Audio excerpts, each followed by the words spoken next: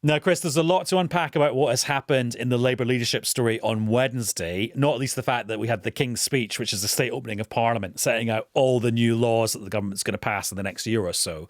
But I think before we do Wednesday, we need to look at what was happening on Tuesday night, because I got the sense from hearing from people and looking on social media that actually Downing Street felt that the moment of highest drama and biggest threat to them had kind of passed. So it's fair to point to ebbs and flows in the mood of the various camps in this story during the course of the last few days. And just as a brief sort of reprise of a case study that illustrates this from only 48 hours ago, you'll recall Catherine West, the former minister, and her suggestion on Saturday on Radio 4 that she might be a stalking horse candidate. And on Monday lunchtime, she said she wouldn't be. And at that point, that felt like good news for Keir Starmer. Then there was the drip, drip, drip of people saying he should go, and then that became something of a flood. And then we had various ministers and ministerial aides doing it, and it didn't look great for Keir Starmer. By last night, as I walked to talk to Fiona Bruce on the 10 o'clock news in Downing Street, I bumped into various folk who are in and around the Prime Minister and would regard themselves as the sort of Prime Minister's allies. And they were pretty chipper. Now, I think partially they were chipper. And look, everyone in this postcode is a human being. And when they're involved in all of this, they ride the emotions very personally, because not only for their, if you like, political ideals and vision and the person they might work for, whether that's the Prime Minister, if they're a minister or if they're an advisor or whatever, but also their employment, which they can't be certain of. And they were chipper principally, frankly, because they'd survived the day. That was their principal, I think, motivation for their chipperness, but also because they were saying, and it remains true as we record, if not necessarily for that much longer, but let's see, that in the words of one person who I spoke to, Andy doesn't have a seat and Wes doesn't have the numbers. Reference to Andy Burnham, Mayor of Greater Manchester, having not yet, at least publicly, found a seat that he can stand in to try and become an MP so that he could be a contender, a leadership contender. And Wes Streeting needing the numbers, 81 MPs, in order to be able to say, look, here I am, I'm a challenger. But fast forward into this morning, and Wes Streeting goes in to see the Prime Minister for a cup of coffee for 17 minutes, I think the calculation was. Yes, let's just dwell on this actual moment of political theatre, because sometimes we get a bit hung up on the comings and goings in Downing Street, but here was one where the coming and the going told the story. Well, maybe it did. I mean, although... there's multiple versions of what it could say. Yeah. So, yes. So, I mean, he turned up at about 20 past 8 and he was out by about 20 to 9. And, you know, so instantly people said, crikey, you know, that was a very short meeting. How long does it take you to drink a cup of coffee?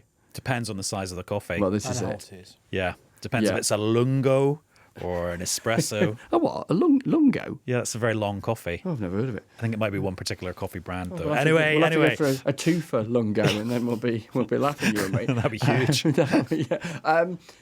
But so it wasn't very long. I mean, it clearly wasn't very long. But then you don't need that long to say various things. We don't know what was said, but you don't need that long to say, you know, quite a bit. Out came Wes Streeting.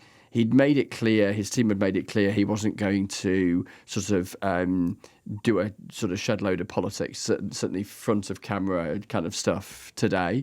His only contribution to social media was a reference to a health bill in the King's Speech, which I'm no doubt we'll talk about in a bit. But it became pretty clear from his allies and his friends that they expect him to launch a challenge as soon as tomorrow. Now, some of those people are encouraging him to do that, and some of those people have themselves either gone public saying the Prime Minister should go, or resigned from various positions saying the same thing, and are kind of hoping the guy that they want to succeed Keir Starmer comes over the top next. So that's where we are as we record, with the expectation from friends of Wes Streeting and allies of his that it could be imminent.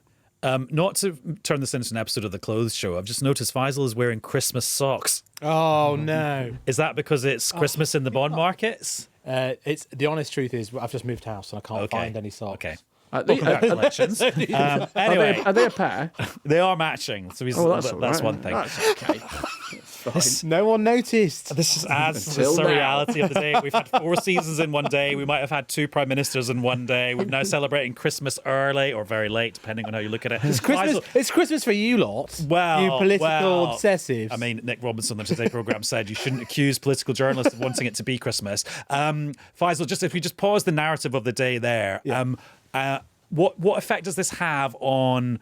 Well, yeah, I was joking about the bond markets there, but all this instability, even if actually nothing has happened, does have an impact on how much it costs the government to borrow money, of which it does a lot. It does, but something very interesting happened today. Right. So it started the day, and I can map on to Chris's narrative here. What happened was the effective borrowing rate, the gilt yield, as we call it, fell quite sharply on opening. There was an assumption that, oh, look, the Prime Minister's actually probably safe here. Then when you heard the rumours drop about Wes Streeting, up it went again. Now, it's interesting. I don't think the bond markets particularly dislike Wes Streeting, but that's the uncertainty. And they certainly don't know any more than anyone else. Well, they don't know any more than anyone else. And then we actually, and we can explore this, we don't actually know what Wes Streeting's policy platform is. He's talked about the customs union.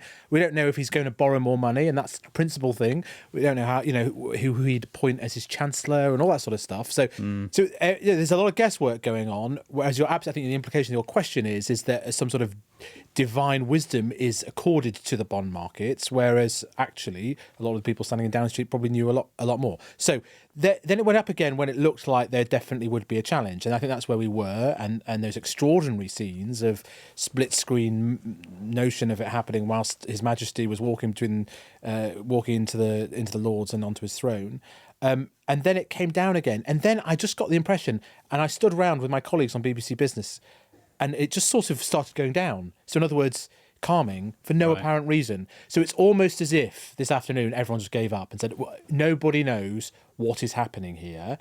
And then even if you knew factually where this was going, the process, there's still many different outcomes with many different potential fiscal outcomes. But in general, you're right. The uncertainty is not great.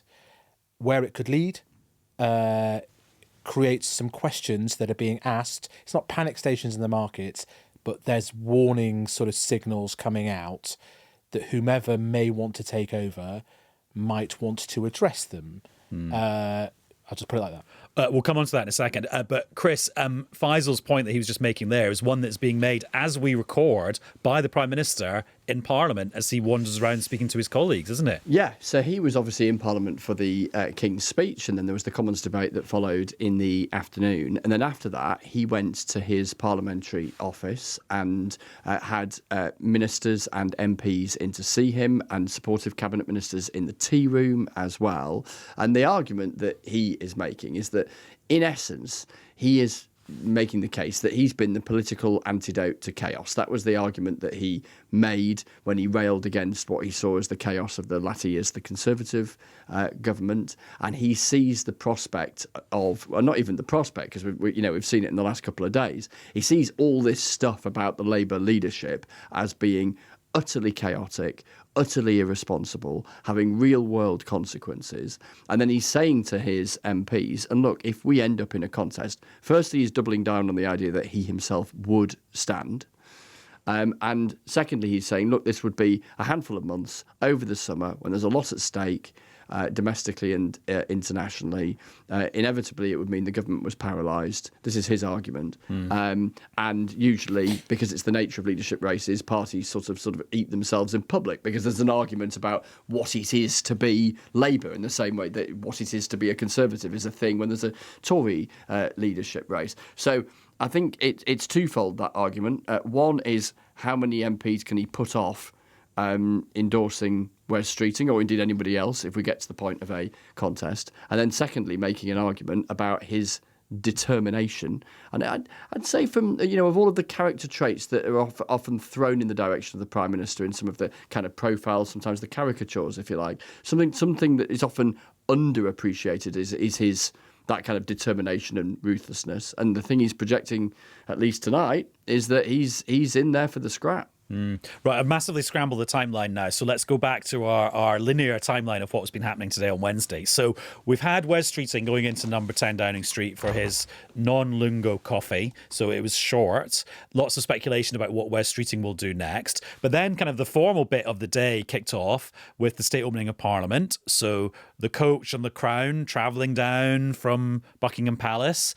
And then the two plot lines got smooshed together when Black Rod, the parliamentary official who walks from the Lords down the corridor to the House of Commons to summon MPs to come and listen to the King read out the King's speech in the House of Lords, bangs his rod on the door of Parliament. Now, in the old days, Dennis Skinner, the Labour backbencher, would make a joke about how much he didn't like the royal family.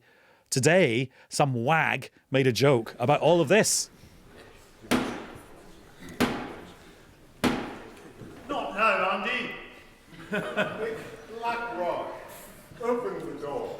Not now, Andy, we think the MP Torquil Crichton said. A former journalist. A former journalist, very effective journalist. But yeah, so Chris, that was just one of those moments where, the two plot lines collided. Yes, I think he might have hoped for a bit of a bigger laugh amongst MPs. I thought it was a good gag, that. Yeah. Bit practiced, maybe. Yeah, sorry? Bit practiced, maybe. Maybe. But, to deliver a sort of one-liner, 3 words, and get it just right. I thought it was a decent gag, that.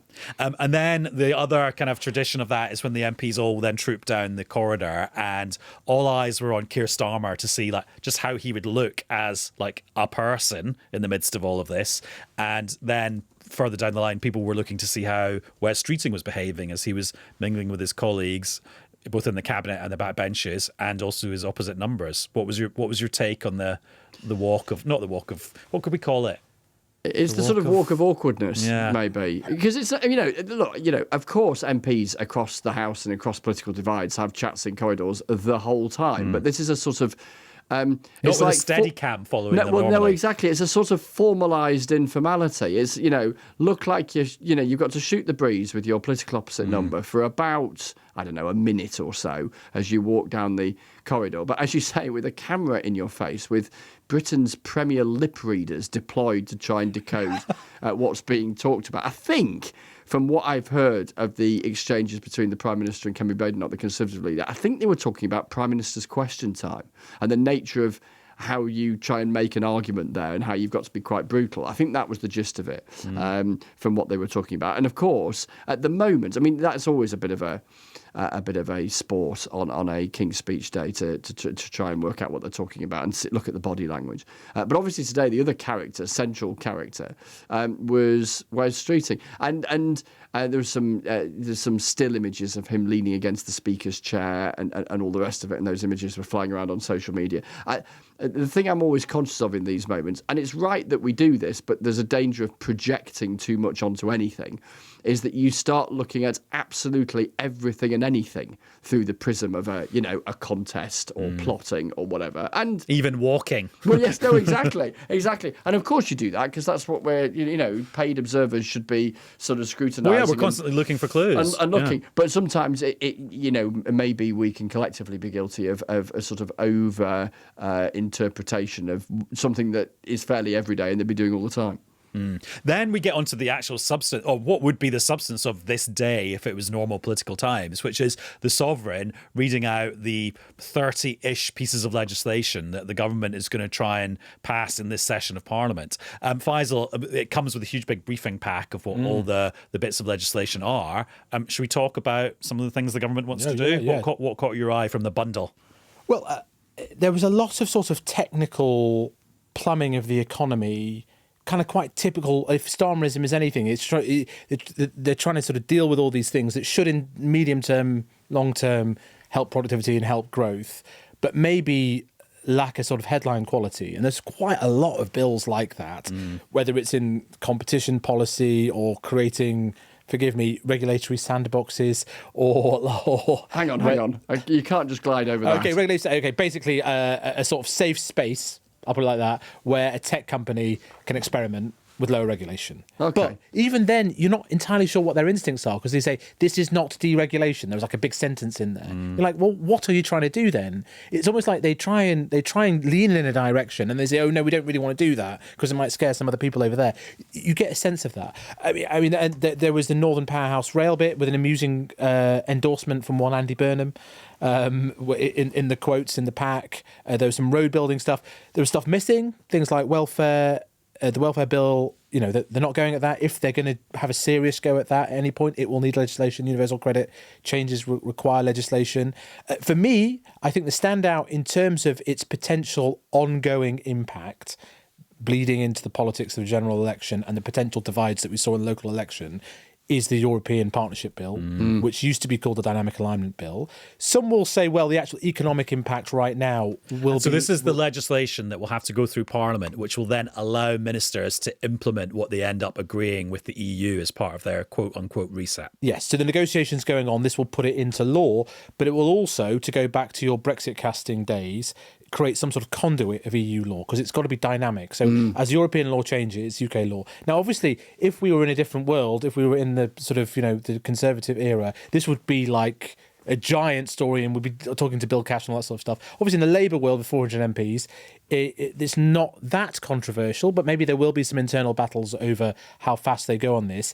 The thing I'm interested in is, and I think I had it confirmed, is the structure which is designed for the three things they are negotiating on, which were in the manifesto: a food deal, energy trading, emissions trading, and electricity.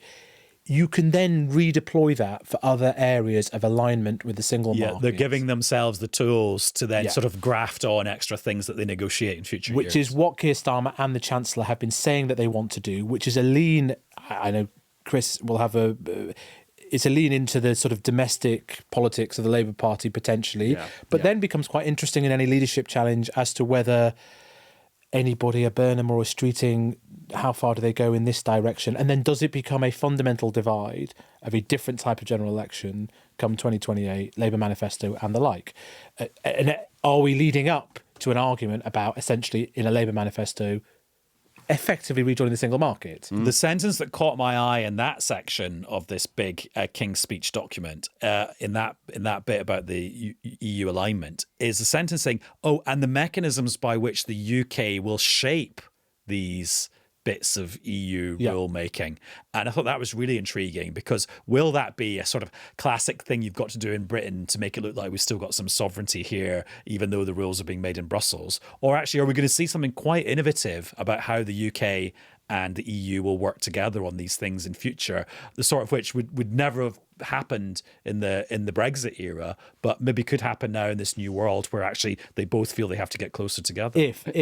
But then they might look at British politics right now and think, well, whatever free pass or cake, as they used to call it, we would be willing to give a Labour government, how long are they going to be around? Yeah, and so Let's actually have a look at the local some cooperation might get dialed down now.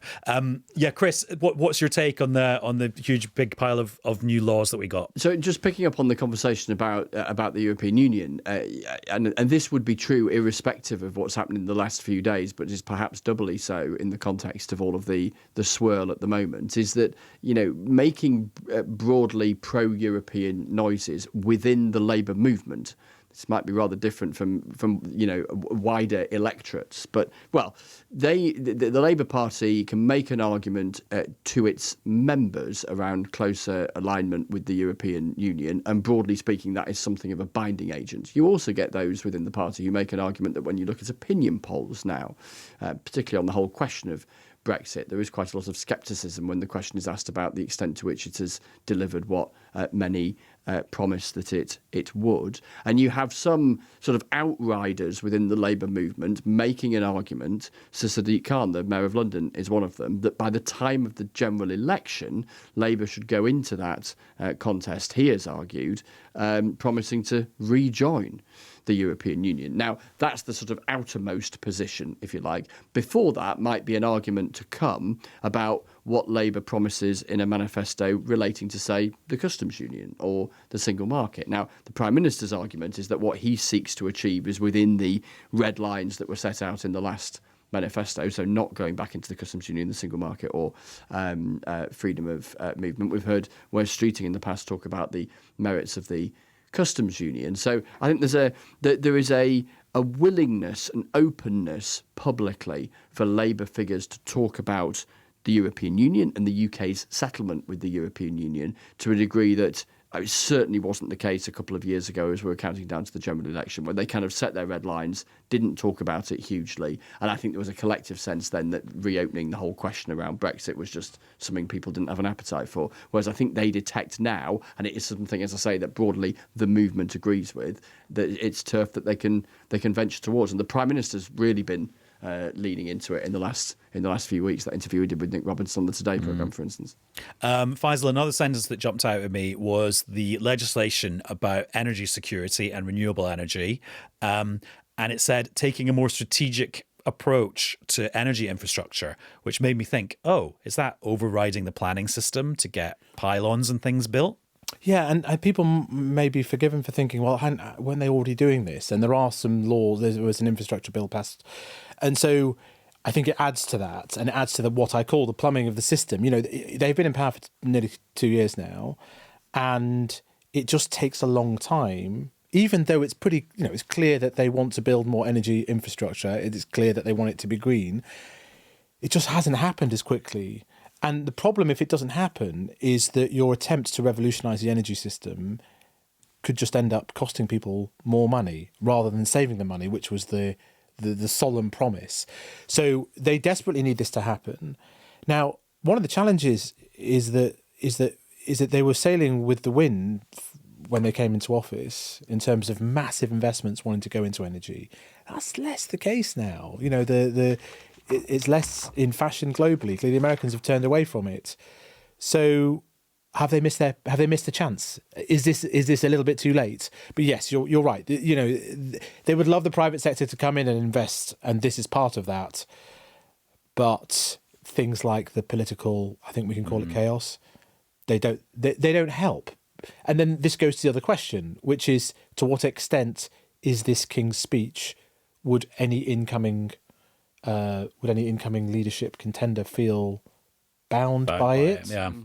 I mean, I don't know the answer to that question. It adds to sort of the surreal nature of this whole King's speech because, first of all, there's your point, Faisal, of, there is a chance that someone else will be the Prime Minister who then has to pass all this legislation and maybe it doesn't chime with what they want to do. That's completely theoretical at the moment. And then, Chris, the other thing that sort of scrambles your mind about this is people might say, this is full of stuff that the government's already announced. But that's what the King's speech is. Because the government announces things and then they actually have to go through the process of putting them in law so they actually happen. And I'm just thinking things like tweaking the terrorism legislation so that you can be found guilty of just wanting to cause serious violence, even if you don't have a political cause for that, which is a really important change to the law of the land. Completely. So there's that, or you look at the plans that they have for shaking up policing in England and Wales, so abolishing police and crime commissioners, having fewer forces in England and Wales. We've heard that announcement, we've reported on that announcement, but obviously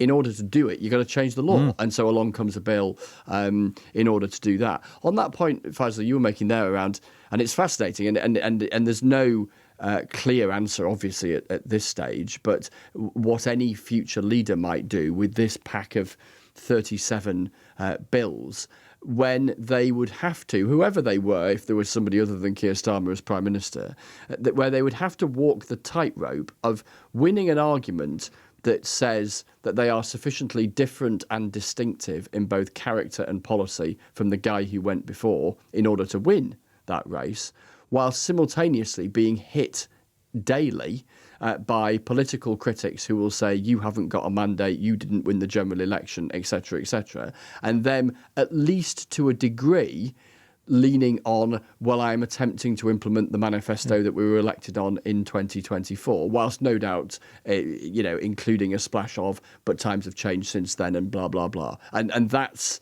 the tricky political line that any future Labour leader will have to walk. Right, so that's our rapid fire roundup of the King's speech, and that gives us a bit of a roadmap for what will be happening in Parliament in the next few months or years, maybe. So let's go back to what was happening today, and this is so. Then there's lots of tradition around the King's speech in Parliament. You get some backbenchers doing quite funny speeches, and I listened to Naz Shah, the Labour backbencher. She was actually very, very funny. Then Kemi Badenoch was quite harsh on Keir Starmer and the chaos as she perceives it on the Labour front bench. And then we heard from Keir Starmer, and if you listen to this, like, you think this is a person without a care in the world. Let me also thank the Leader of the Opposition for the usual warm and generous nature of her contribution.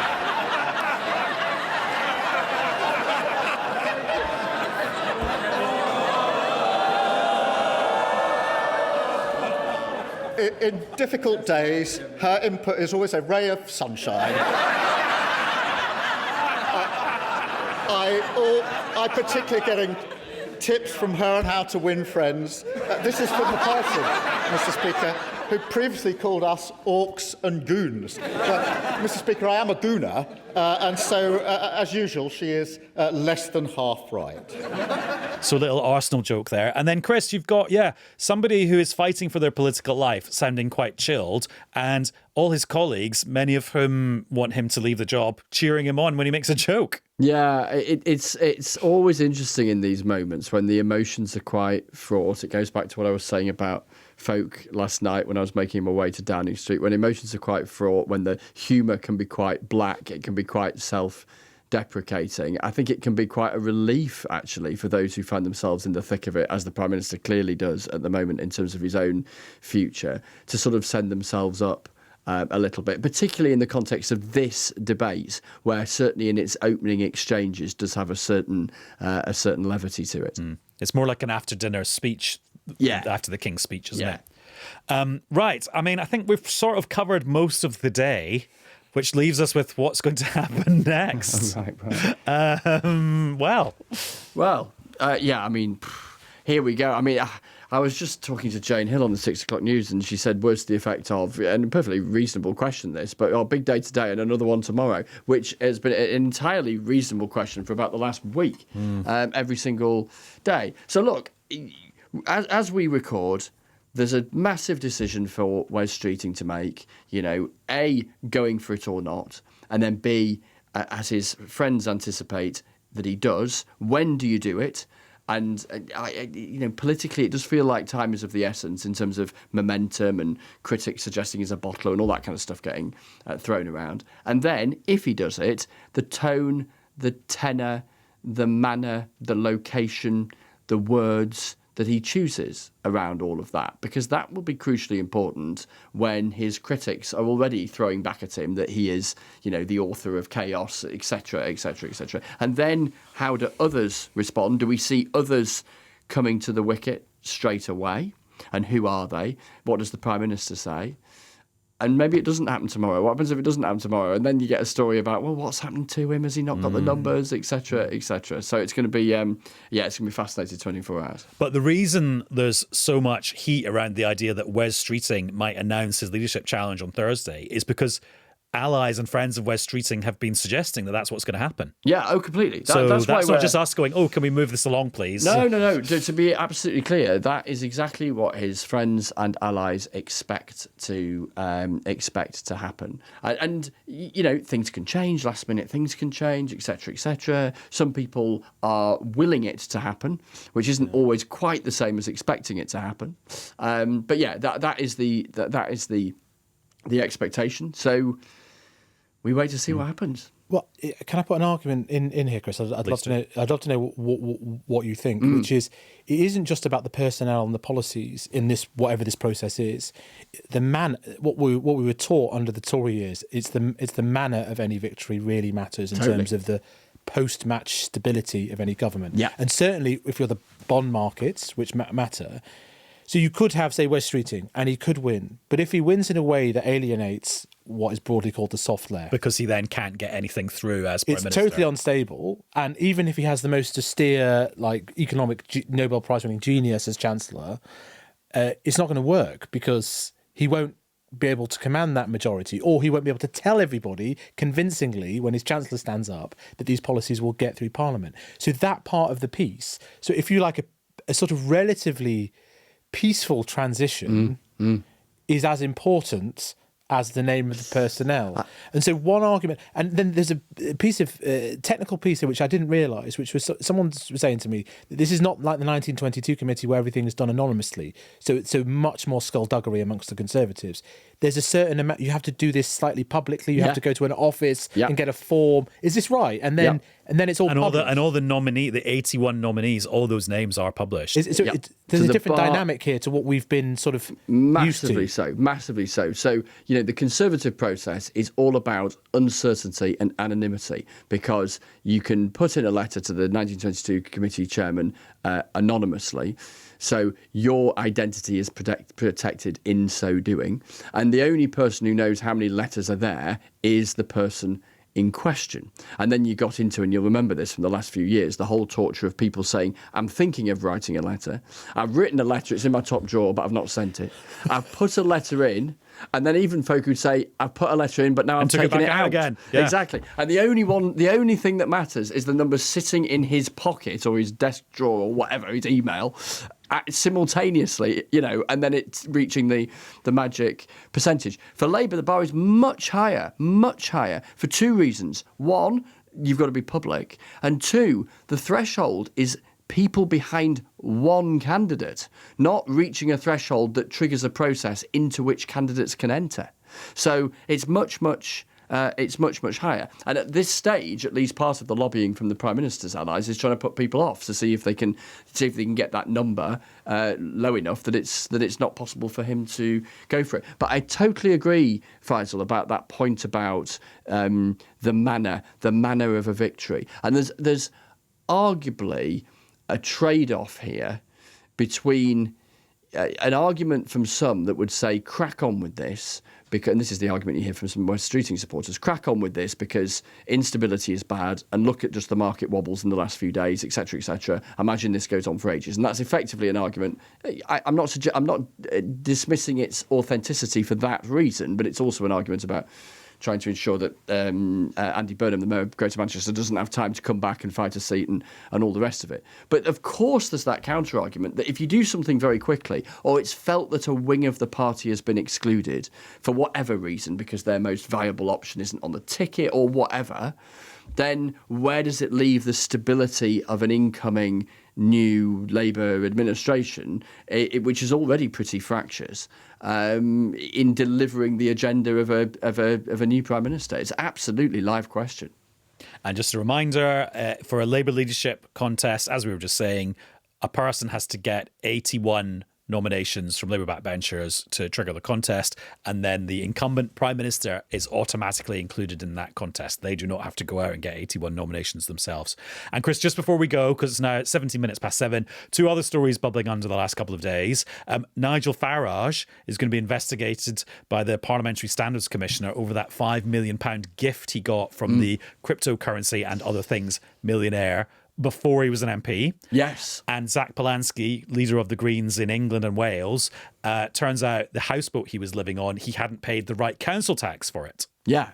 And this is what scrutiny looks like. Whatever political party you run, particularly if you start winning elections and being prominent, and therefore you're held to account. And we're seeing that with both Mr. Farage and Mr. Polanski right now. And both of these stories this week, in a different political week, both of these stories would have been top political stories. Who knows where they would have been relative to other news in the world, etc., etc. But these are the stories that would have been top of the Westminster agenda, both yesterday with Mr. Polanski and today with Mr. Farage, obviously overtaken by the King's Speech and Labour's travails and the Prime Minister, etc., etc. But both difficult moments for those two leaders, and also stories that are not over yet. Particularly, I think the investigation into Nigel Farage.